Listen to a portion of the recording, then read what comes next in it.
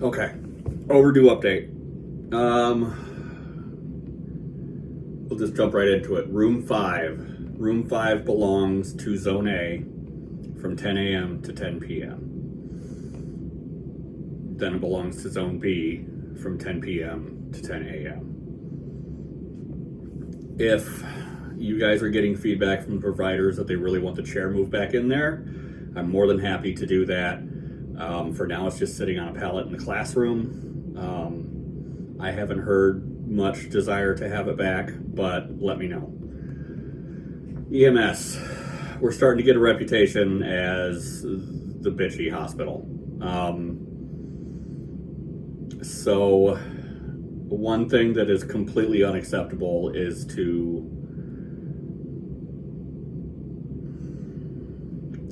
hard question the medics in front of the patient. Like, why did you bring them here isn't an acceptable question. Now, it's acceptable to ask it in a sense like, well, why did you bypass it? Why did you bypass St. Joe? Why did you bypass Niles?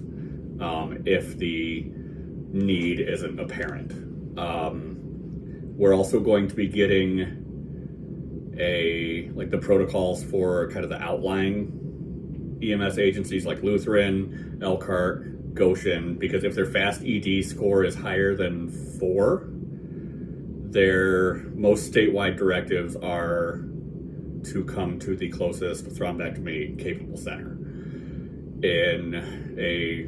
From a trauma perspective, they're supposed to go to the highest trauma center within 45 minutes. Elkhart will be bringing a lot of neuro or vascular trauma patients here because Elkhart does not have that capability. So when they show up here, I don't like when I'm hearing that we're giving attitude, like we're acting like we don't want the patients to be here. I understand that we're all overwhelmed. You know, we're usually getting hammered. I get it. We know that I do. But, it's okay to ask why they didn't do something. It's okay to ask about their care. It's okay to get an increase in report when they're bedside. And I'm not talking about, feelings getting hurt that way, because we are entitled to ask about pre-hospital care. But we can't act like we didn't want the patient here, especially in front of the patient. That is offensive. They're also going to be opening up the QI, the quality improvement meetings they have once a week. We are going to be invited. I'll get the Zoom link out to everybody as soon as we get them. There are 2 every month, and I think that it would be good for us to attend that, just from the sake of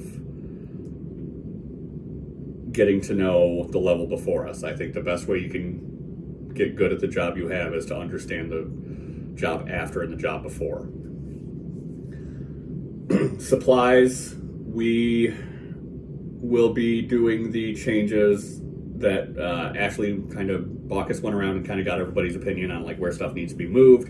And we're going to be adding a lot of the special order stuff that I do to the supply room starting on Monday or Tuesday of next week.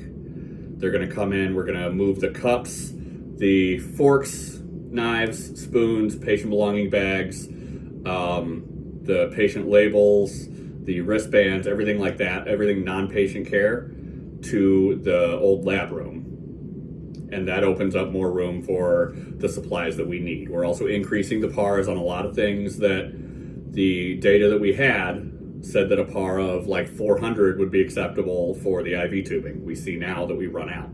So we're going to increase that to 500. And there's always room to keep improving this.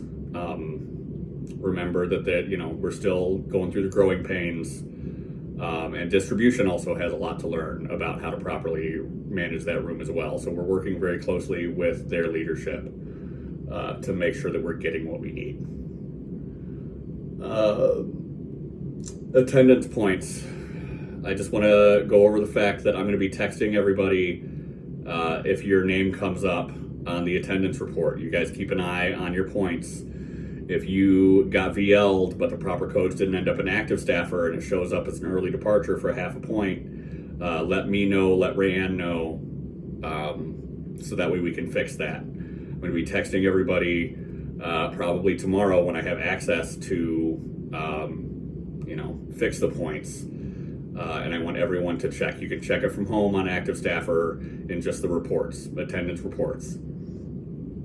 Critical care charges. Make sure that when you're doing the critical care charges, it doesn't necessarily mean that it was their whole stay. If we were in that room that entire time, providing that life-saving care, titrating the drip, giving blood, doing whatever, then hell yeah, let's go greater than 225 minutes. But for the most part, most of our traumas are going to be just that 30 to 74 minutes. But if you know the documentation supports that you were in that room providing that life-saving care, then by all means. And if you go to the OR with them, make sure that makes it onto the paper record as well. Sitters, we are starting to filter in hired patient sitters. These are going to be, they're all going to be PRN, kind of picking up as needed. So they are allowed to do vitals. They're allowed to sit. They're trained in the documentation they need to do, but we need to make sure that we're doing it. Because there's a power form now, and it's also an iView that shows the proper room prep and etc. And if we don't have anyone for them to sit, they're allowed to, answer call lights, get waters, blankets, stock carts, that kind of thing. And then overhead lights. This is just kind of a, maintenance thing. The overhead lights, if the bulbs burn out, let me know. I have a whole stock in the office because we have to contract that out through a third-party company, and just to get them through the door, it's $900. So I ordered the bulbs. I can fix the bulbs, but a lot of those overhead lights in the main department and in Zone C, they're all over 10 years old. So they're all past their warranty. So we're going to try to build it into the refresh to get the new overhead lights. But in some rooms, like in room 1, that one's dead. It is never coming back. It went out behind the shack with Old Yeller years ago. So we need to use the Pixar light in that room. I feel like there's something else to bring up that I had a flash of, and now it's gone. So I'm going to type this up real quick just so that way it can be read in Jumpstart as well.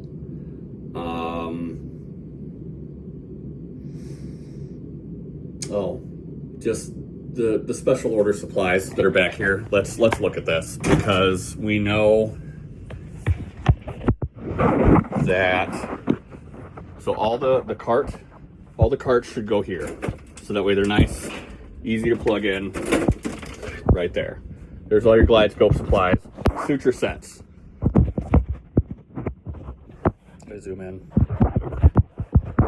Suture sets down here. They belong in these drawers.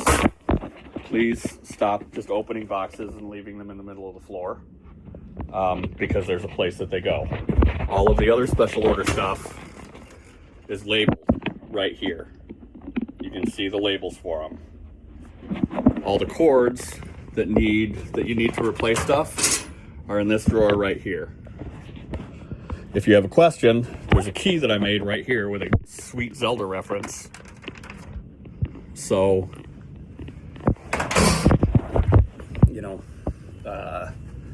until we get everything moved into the supply room, just know that that's where it's at, okay? And if we're out of something, just leave me a note, or if something's expired, throw it away. No need to leave it on my desk. Just throw it away. And there's a little pad right there where you can leave me a note. I think that's all I got. Yeah, thank you very much, and keep doing the good that you're doing.